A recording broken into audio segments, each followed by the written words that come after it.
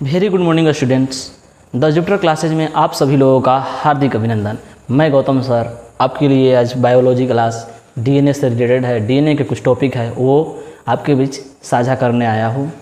तो आप लोग थोड़ा कोऑपरेट करिए और मेरे यहाँ से आप बेहतरीन सीख कर जाएंगे, ये मेरा आप लोग के प्रति पक्का विश्वास है, विश्वास दिलाना चाहते हैं। तो चलिए ज़्यादा देर ना करते हुए हम लोग स्टार्ट करते हैं। पारजीनी जीव तकनीक क्या होता है। तो पारजीनी जीव तकनीक के बारे में जानने से पहले हम जानेंगे पारजीनी जीव क्या होता है। पारजीनी, परजीवी नहीं, वो दूसरा चीज़ हो जाएगा। पारजीनी जीव क्या होता है। तो पारजीनी जीव उसको बोलते हैं जो मानव अपने फायदे के लिए उस जीव को उत्पन्न करते हैं। बात को समझिएगा, मानव अपने फायदे के लिए, उसको अपना फायदा होने वाला है, उस फायदे के लिए एक जीव को उत्पन्न करते हैं और वो जीव ऐसे ही नॉर्मली प्राकृतिक रूप में नहीं पाया जाएगा। एक बात आपको बता देना चाहते हैं कि वो जीव नॉर्मली प्राकृतिक रूप में नहीं पाया जाएगा, उसको हम अपने से सिंथेटिक तरीका से हम उसको बनाएंगे। तो चलिए तकनीक थोड़ा समझते हैं कि तकनीक यह है कि ऐसे जंतु जिनके डीएनए में परिचालन विधि द्वारा एक नए अन्य अतिरिक्त जीन को उसके अंदर डाल दिया जाता है और वो समय के साथ उस जीन के प्रति समय के साथ उस जीन के प्रति उस जीव में वो लक्षण दिखने लगते हैं, ठीक है ना। तो ऐसे जीन को पारजीनी जीव कहा जाता है, ठीक है। और आगे चलिए आपको एक तरीका से बताते हैं कि कैसे क्या होगा, ठीक है। तो जैसे मान लीजिए एक स्पर्म है, ठीक है, स्पर्म, और ये हो गया आपका अंडाणु, ठीक है। अब दोनों मिलेंगे और एक जाइगोट बनाएंगे, ठीक है ना, युग्मनज जिसको बोलेंगे हिंदी में, जाइगोट बनाएंगे। और इसी टाइम पर जब जाइगोट बन जाएगा ना, तो इसी टाइम पर क्या करेंगे कि माइक्रो इंजेक्शन की सहायता से इसमें वो जीन इंजेक्ट कर देंगे और जीन इंजेक्ट करने के बाद अब छोड़ देंगे। और छोड़ने के बाद क्या होगा कि धीरे धीरे जो ये जो जाइगोट है इसमें समसूत्री विभाजन स्टार्ट हो जाएगा और ये समसूत्री विभाजन के दौरान इसमें बहुत सारे अपने समसूत्री विभाजन कर लेगा और क्या होगा, लास्ट में एक नया जीव का उत्पत्ति होगा, नया जीव का उत्पत्ति होगा और उसी जीव को हम बोलेंगे पारजीनी जीव। और जो ये तकनीक हम लगा रहे हैं, ये जो माइक्रो इंजेक्शन द्वारा इसके जाइगोट में जो उस टाइम पर जो तकनीक लग रहा है उसको हम लोग बोलेंगे क्या, पारजीनी जीव तकनीक, ठीक है। तो चलिए आगे अब देखते हैं कि आगे टॉपिक पे बात करते हैं। आशा करते हैं कि आप लोग समझ रहे होंगे। तो चलिए आराम आराम से चलते हैं और नॉर्मली सीखने का प्रयास करते हैं। नोट में एक बात लिखा हुआ है, नोट का बात हमेशा ध्यान रखिए, ठीक है ना।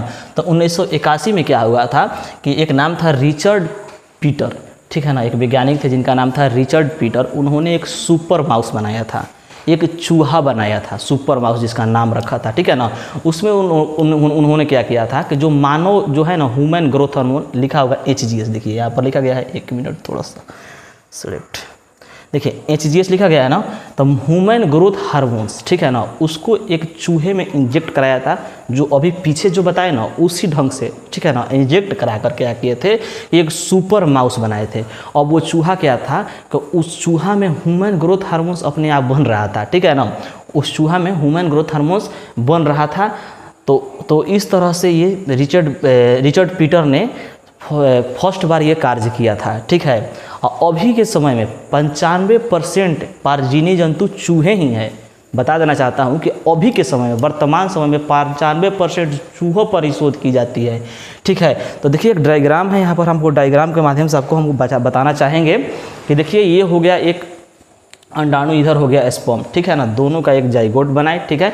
जाइगोट बनाने के बाद देखिए यहाँ पर क्या कर रहे हैं कि माइक्रो इंजेक्शन के सहायता से इसमें ये HGS जो हार्मोन है इसके अंदर हम डाल दे रहे हैं। डालने के बाद क्या है, फिर उसके बाद नॉर्मली समसूत्री विभाजन होना ही है।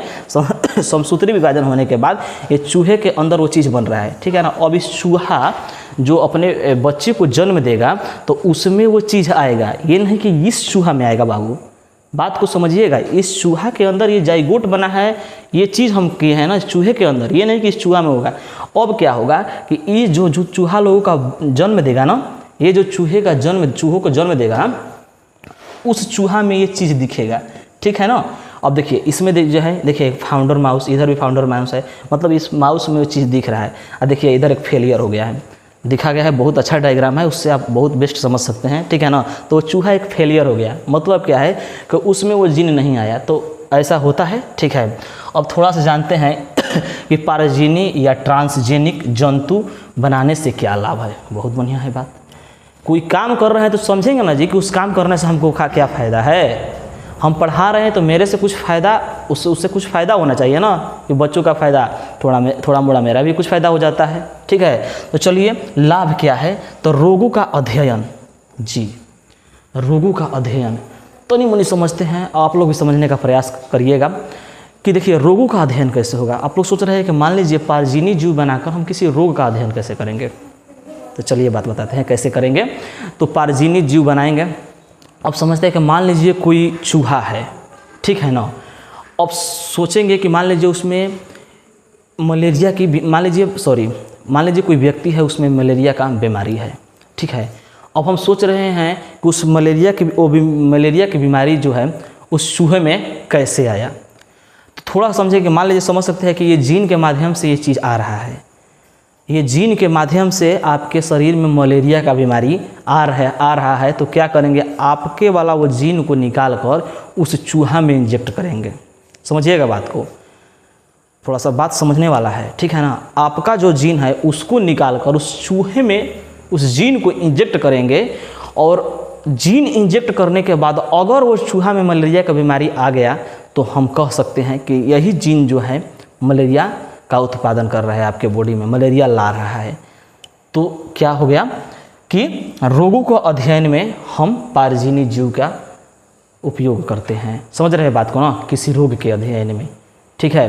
किसी और रोग पर भी बात कर सकते हैं, जैसे मान लीजिए आपके शरीर में डायबिटीज़ रोग है, ठीक है ना। अब आपको लग रहा है इस जीन के प्रॉब्लम से आपको डायबिटीज़ रोग हो रहा है, तो उस जीन को निकालेंगे, किसी और चूहा नहीं छोड़कर आप किसी और जीव में भी, ठीक है ना, खरगोश, बंदर, उसमें उस जीन को इंजेक्ट करेंगे। और इंजेक्ट करने के बाद हम पता करेंगे कि वो जीन डालने के बाद कहीं उसमें वो रोग नहीं आ रहा है ना, तो हाँ जी उसमें भी तो डायबिटीज़ रोग आ गया, तो कहेंगे इसी जीन के कारण उस व्यक्ति में डायबिटीज़ रोग आ रहा है। अब तो क्लियर हो गया, अब क्लियर हो गया होगा, ठीक है।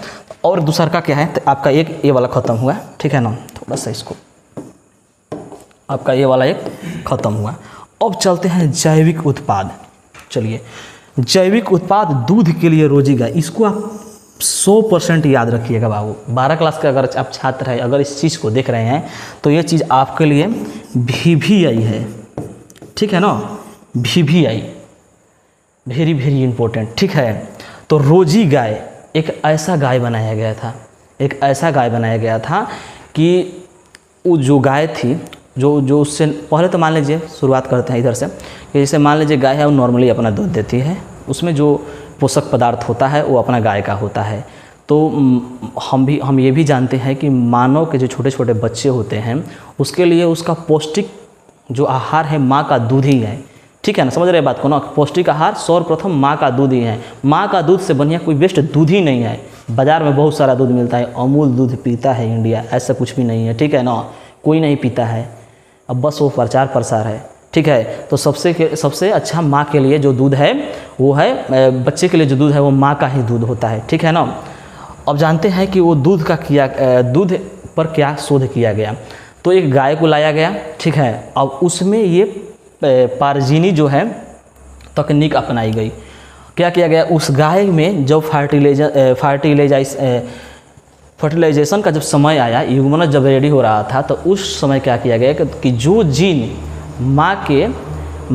माँ का वो जो दूध बना रहा था, ठीक है ना, जो दूध पर वो जीन काम कर रहा था, जो पोषक पदार्थ, वो जीन को इस गाय के युग्मनज में डाल दिया गया, ठीक है ना। जैसे डाला गया उसके बाद उससे जो जीव तैयार हुआ, उससे जो गाय तैयार हुआ, उसमें जो माता का पोषक पदार्थ था दूध में, वो जो दूध दे रही थी उसमें सेम टू सेम वो पोषक पदार्थ मिलने लगा, ठीक है ना। तो इससे एक रोजी, उस गाय का नाम रोजी रखा गया था, ठीक है ना। वो गाय एक बनाया गया था। समझ रहे हैं बात को ना। ऐसे देखिए आपके लिए एक डायग्राम है, बकरी पर भी शोध किया गया है, तो मेरे पास बकरी वाला है, ठीक है ना। आप समझिएगा थोड़ा कि ह्यूमन जीन्स, ये जो जीन है ना, ये ऐसा ये ह्यूमन जीन जो है ये मिल्क वाला है, ठीक है ना, ये मिल्क वाला ह्यूमन जीन है, ये मिल्क बनाता है, ठीक है ना। अब इस जीन को इस बकरी के युग्मनज में डाल दिया गया, ठीक है ना, माइक्रो इंजेक्शन की सहायता से इस बकरी में डाल दिया गया ह्यूमन जीन्स को। अब क्या हुआ कि ये जीन जब बकरी में डाला गया और उससे जो बकरी उत्पन्न हुई उसका जो मिल्क था उसमें जो माँ का पौष्टिक आहार था वो उस दूध में मिल रहा था। समझ रहे बात को ना, वो दूध में मिल रहा था। तो बताइए इससे फ़ायदा हुआ कि नहीं हम लोग को, इस चीज़ से हम लोग को फ़ायदा हो रहा है कि नहीं हो रहा है। माँ का दूध एक बकरी से मिल रहा है, ठीक है ना, जो पौष्टिक आहार माँ का दूध में होता है वो बकरी के दूध में हो रहा है, तो इससे जो बच्चा का है भरपूर पोषक भी मिलेगा, ठीक है। तो ये चीज़ से लाभ है। तीसरा का लाभ देखते हैं कि टीका सुरक्षा, ठीक है, थोड़ा सा देखते हैं टीका सुरक्षा। टीका सुरक्षा समझ रहे हैं, वैक्सीन, ठीक है ना। तो आपको क्या लगता है, आपको ये लगता है क्या कि जो वैक्सीन बन के आया था कोरोना, अभी फ़िलहाल कोरोना वायरस, आपका जो वैक्सीन टीका लग रहा है डायरेक्ट उधर से बन के आया और आप में डाला गया? ऐसा कुछ भी नहीं है, ठीक है ना। इतना लेट क्यों आया? उस पर काम चल रहा था, ठीक है ना, उस पर लैब में काम चल रहा था। तो देखिए कोई भी टीका बनता है ना, कोई भी टीका बनता है तो पहले उसका शोध किया जाता है किसी जीव पर। आप लोग भी सुने होंगे, तो लेकिन वो जीव कैसे होते हैं? पारजीन जीव होते हैं। मान लीजिए अब देखिए, अब कोरोना पर ही बात करते हैं, जब कोरोना का बात निकला है तो हम लोग कोरोना पर ही बात करेंगे, ठीक है। तो कोरोना वायरस जो था, एक पहले मान लीजिए, चलिए एक कहानी के माध्यम से सुनते हैं कि जैसे मान लीजिए कोई व्यक्ति है, उसको हो गया है कोरोना, ठीक है ना, एकदम कोरोना से पीड़ित है। अब उससे कोरोना पीड़ित व्यक्ति है उसमें से उसके जीन निकाल कर, जैसे मान लीजिए उसके बॉडी से वो जीन निकाल कर एक डाल दिया गया खरगोश के अंदर, ठीक है ना, एक खरगोश के अंदर उस जीन को इंजेक्ट कर दिया गया। अब बार बार एक ही चीज़ नहीं समझाएंगे, यही प्रोसेस होगा, ठीक है। अब जीन को डाल दिया गया, अब वो उससे जो जीव उत्पन्न हुआ वो अपना उसी कोरोना के साथ, कोरोना हुआ है उसी के साथ वो अपना जन्म लिया और अपना वो कार्यक्रम अपना स्टार्ट कर रहा है, ठीक है ना। अब क्या होगा कि अब जो हम बनाए हैं वैक्सीन, उसके अंदर वो डालेंगे वैक्सीन। अगर वो वैक्सीन उस पर अच्छा खासा काम कर रहा है, ठीक है ना, लग रहा है कि हाँ जी ये वैक्सीन देने के बाद उसको कुछ राहत मिल रहा है, उसमें कुछ सुधार आ रहा है, तो लगेगा कि नहीं ये वैक्सीन काम कर रहा है, अच्छा खासा है, ठीक है ना। तो ऐसे ही शोध किया जाता है, ठीक है ना, इसी प्रकार से होता है। उसके बाद जानते हैं कि रसायन सुरक्षा। रसायन समझ रहे हैं जो टैबलेट आप लोग दवा खाते हैं ना, उसी को बोल रहा है रसायन सुरक्षा।